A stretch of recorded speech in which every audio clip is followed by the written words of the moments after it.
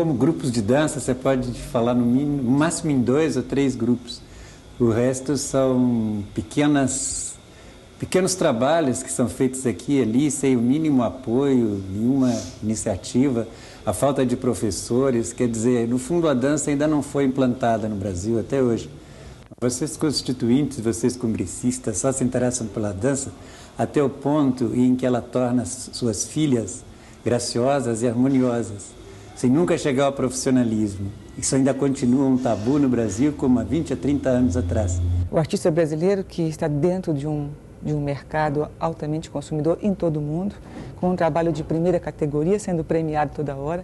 Recentemente já houve, inclusive, vários prêmios que as emissoras de televisão levam pelos trabalhos realizados pelos seus atores, que são exibidos no exterior.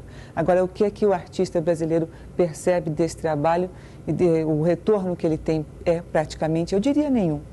Porque aquilo que é oferecido e declarado como produto de venda e, portanto, percentagem autoral do intérprete é tão ridículo, é tão absurdo e, ao mesmo tempo, é tão inveraz, porque, na verdade, não se declara o valor da venda e há um cálculo qualquer que é feito, a pessoa nem tem direito a saber por quanto foi vendido, o que é que seria, na verdade, seu. O direito autoral, em termos internacionais, não está sendo pago.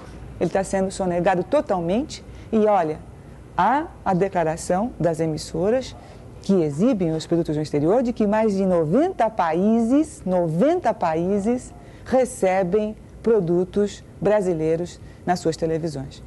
Eu não sei se isso interessa para vocês também, mas eu recebi agora em abril, eu recebi 7 cruzados e 20 centavos de uma apresentação que eu fiz com a Orquestra Sinfônica Jovem em maio de 83. Né? Quer dizer, esse dinheiro ficou lá um tempão no ECAD, né? E toda hora eu estou recebendo coisa assim, né? Toda hora eu estou recebendo dinheiro de 1980, 81, né? Você faz um show, você vai receber 3 anos depois o seu direito autoral, seus 10% que são recolhidos. Se você não recolher esses 10% da bilheteria e não pagar para o ECAD, você não faz o show, é proibido você fazer um show. Quer dizer, isso sem falar em direito autoral de televisão, que a gente não recebe. Moreira, essa história é incrível, né? Demora quase 4 anos para receber um direito autoral. Dá para viver de poesia e cordel no Brasil? Olha, a gente não ganha lá essas coisas, mas ajuda muito. O que me dá sustentação, na verdade, não é nem os direitos autorais. São essas palestras que a gente faz por aí, as oficinas, os workshops, né? Brasil afora, mas ajuda muito, eu não reclamo não, e ao contrário dele aí, do Arrigo Barnabé, as editoras sempre prestam contas, sempre são muito transparentes. Ou seja, para comigo. Isso foi em 1987, de lá para cá então a gente pode dizer que melhorou? Eu não sei como era em 87, mas hoje eu acho que está mais muito ou bom. menos como ele estava descrevendo ali, né?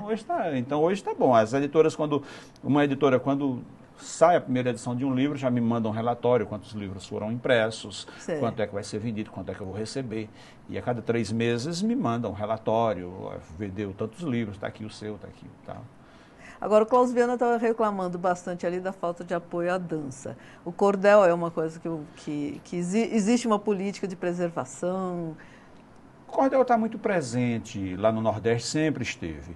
Eu vivo em São Paulo e você sabe que São Paulo é a maior cidade nordestina do Brasil. É verdade. Na Grande São Paulo circulam pelo menos 8 milhões de nordestinos ou descendentes diretos. Então eu não tenho dificuldade de mostrar o meu trabalho no meio dos conterrâneos aqui em São Paulo, não. Vamos ver mais um vídeo. Vamos. Vamos lá.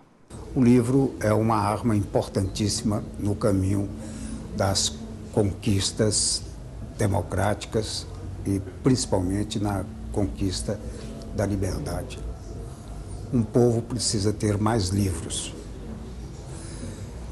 E para ter mais livros é preciso que os direitos autorais sejam assegurados com muita dignidade aos escritores, principalmente aos estreantes, para que não haja uma espécie de prostituição entre os grandes editores e o pequeno escritor que está se iniciando. Tudo parte no Brasil do mercado tão precário, mas tão precário, que não há condições de força nenhuma para que ninguém possa exercer o poder de exigir aquilo que é devido, porque não existe mercado. O mercado é ínfimo, quer dizer, na verdade o mercado é um funil. O mercado tem duas empresas que podem empregar. E quem é que vai poder se insurgir contra duas empresas que podem empregar e depois ficar desempregado o resto da vida? Não pode. Então não há poder para se fazer isso, não há poder de barganha, porque não há poder de mercado. No Brasil, nessas condições, quer dizer, como as coisas estão basicamente erradas, né, só o poder da lei poderia resolver alguma coisa. E acontece que o poder da lei, que a lei existe, mas que não existe o poder de você utilizar a lei, e então deveria haver medidas coercitivas. Não sei, para vocês que ganham aí mais de 1 milhão por mês, para não irem em todas as sessões e tal, uma coisa é fácil. Agora, para a gente que está aqui, é muito difícil, né? Brava gente brasileira, longe vá temor servil. É obrigação do Estado se preocupar com a cultura do seu país. É através da cultura que um povo se identifica, que um povo alcança a sua cidadania e alcança a sua identidade como povo independente. Senhor, olha a massa, porque os privilegiados já têm quem olhe por eles. Os privilegiados já têm quem olhe por eles. Como é que é a relação de quem faz cultura popular, por exemplo, com o Ministério da Cultura? O acesso é fácil? Dá para conversar com as pessoas de lá? Como é que funciona isso? Dá, eu acho que é uma relação tranquila. Você sabe que a cultura popular é a base das outras culturas, né? Sim. Por exemplo, quem hoje melhor faz literatura no Brasil, a meu ver, se chama Ariano Suassuna. E toda a obra dele é baseada na cultura popular, no cordel, no circo e no mamulengo. Sim. Né? Então, se o Ministério da Cultura não olhar com carinho a cultura popular, está perdida, né? Tadeu, quando a gente falava em música nos anos 70, 80, a gente sempre associava ao Projeto Pixinguinha, que era uma relação direta entre qualidade e bom preço. A gente pagava pouco para ver um show que fosse do Projeto Pixinguinha. Ele voltou em 2004, se não me engano é essa data. Mas a gente já não ouve falar tanto dele. O que acontece? O Projeto Pixinguinha, sim, é um projeto muito caro, né?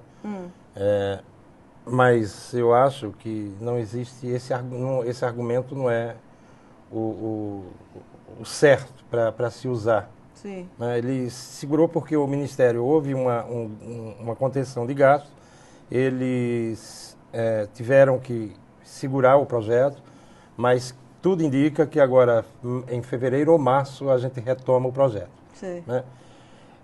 Para compensar o projeto nesses períodos que o Pixinguinha ficou ausente, nesses anos, a Funarte ela criou os editais de ocupação das salas, dos espaços da Funarte. Ou seja, são 2 editais que a Funarte já lançou o edital desse ano, eles já foram analisados, que os espaços de São Paulo, Belo Horizonte, Rio, Recife e Brasília, existem editais para que os músicos, os atores, eles apresentem seus projetos em suas áreas para ocupar os teatros, para ocupar a Sala Guilmar Novaes, que é o caso de São Paulo. Mas isso seria... Não tem o perfil do Pixinguinha, né? Porque não, o Pixinguinha circulava o país inteiro, sempre um nome conhecido, com um novo artista, e essa mistura atraía muita gente, que ia lá para ver o nome consagrado, acabava descobrindo gente nova, desde, sei lá, Djavan, todo mundo passou por isso. Foi uma política do último Havia ministério. mais dinheiro na época? Era assim, na verdade, se aplicava mais dinheiro na música e segurava uns valores menores para os editais de dança, né? Ou de teatro, né? A política que foi adotada nos últimos anos, eles resolveram fazer essa contenção de gastos em relação ao Pixinguinha. Mas a boa novidade é que a própria ministra, que é a Ana de Holanda, que ela era a curadora do Pixinguinha. Sim. E a ministra é apaixonada por esse projeto e a meta dela é fazer com que, mais tardar março, o Pixinguinha volte para a cena cultural brasileira. E nós vamos aplaudir muito, certo? Vamos de música? O que você vai tocar pra gente agora, Kelly? Assim Mesmo, do Luiz Americano. Vamos te ouvir.